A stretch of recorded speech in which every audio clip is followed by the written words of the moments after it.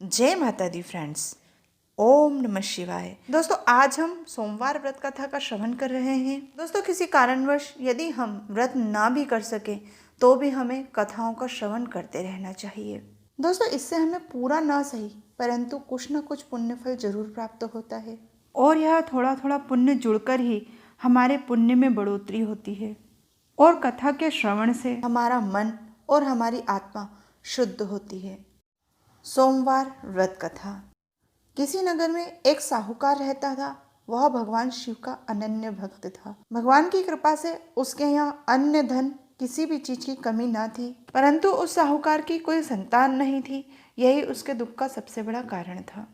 पुत्र प्राप्ति के लिए वह सोमवार का व्रत किया करता था और मंदिर जाकर भगवान शिव और माता पार्वती का पूजन किया करता था।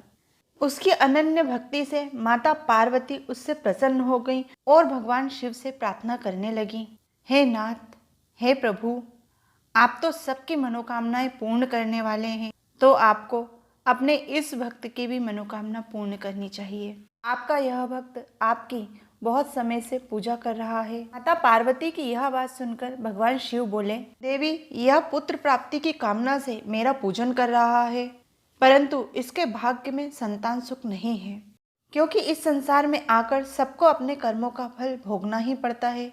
फिर भी माता पार्वती ने भगवान से विनम्रता पूर्वक कहा, प्रभु, आपको इसकी भक्ति का मान तो रखना ही चाहिए। भगवान शिव शंकर ने कहा, ठीक है देवी, मैं इसे पुत्र प्राप्ति का वरदान तो देता हूँ, परंतु इसे संतान सुख सिर्फ 12 वर्ष तक ही प्राप्त होगा। साहूकार माता पार्वती और भगवान शंकर की बातें सुन रहा था।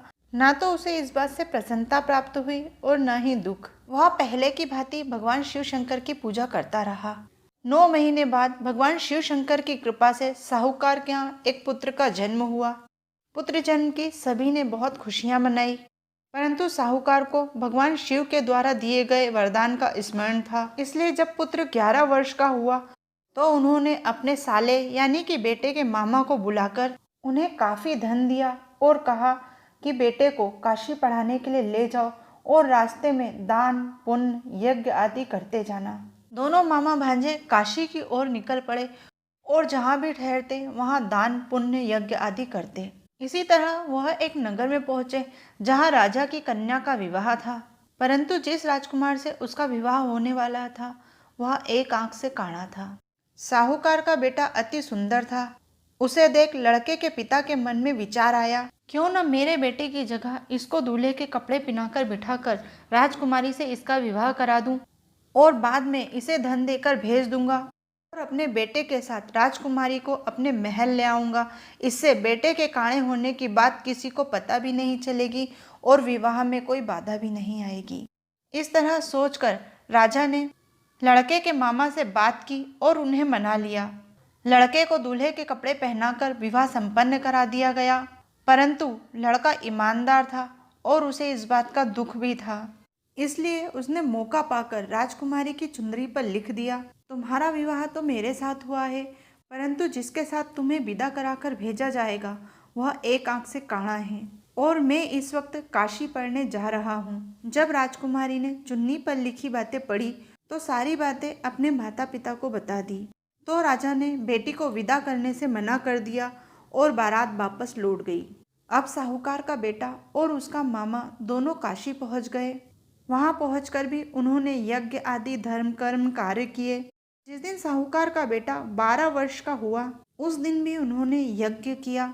साहूकार के बेटे ने मामा से कहा, मेरी तबीयत ठीक नहीं लग रही है। तब मामा ने उसे अंदर जाकर लेटने को कहा और सारा काम निपटाकर जब उसके पास पहुंचा तो देखा उसका भांजा मरा हुआ है। भांजे को मरा हुआ देख उसका मामा जोर जोर से विलाप करने लगा। उसी समय माता पार्वती और भगवान शंकर मृत्यु लोक पर भ्रमण के लिए निकले हुए थे। उसके रुदन का स्वर सुन माता पार्वती ने भगवान से कहा, हे प्रभु, इसको क्या कष्ट है, इसका कष्ट आप दूर कीजिए। भगवान भोलेनाथ बोले, हे देवी, यह रुदन का स्वर उसी बालक के मामा का है जिसे हमने 12 वर्ष की आयु प्रदान की थी और आज उस साहूकार के बेटे के इस पृथ्वी पर 12 वर्ष पूर्ण हो चुके हैं। माता पार्वती ने विनम्रता पूर्वक कहा, प्रभु, जब इसका मामा इतना विलाप कर रहा है तो इसके माता पिता का सोचिए क्या हाल होगा। कृपा कर इसे और आयु प्रदान कीजिए।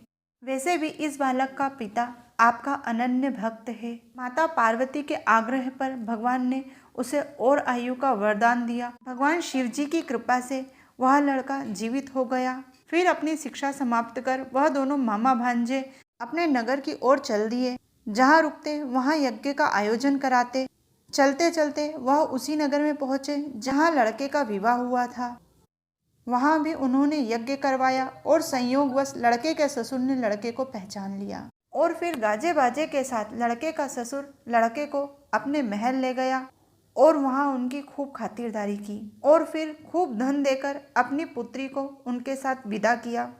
इधर साहूकार और उनकी पत्नी दोनों ने अन्न जल त्याग दिया और वह भी सोच बैठे कि अगर हमारा पुत्र जीवित न आया तो हम भी प्राण त्याग देंगे। जब बेटा घर आया तो साहूकार और उनकी पत्नी को बड़ी प्रसन्नता हुई और पुत्रवधू और उसका बहुत धूमधाम से स्वागत किया।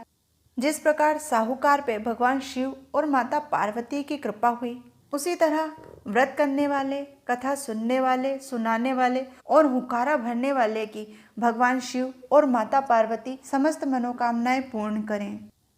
तो प्रेम से बोलिए माता पार्वती और भगवान शिव शंकर की जय। दोस्तों, आशा करते हैं हमारे द्वारा सुनाई गई सोमवार व्रत कथा आपको पसंद आएगी। प्लीज़ हमारे चैनल को लाइक शेयर सब्सक्राइब अवश्य कीजिए। जय माता दी।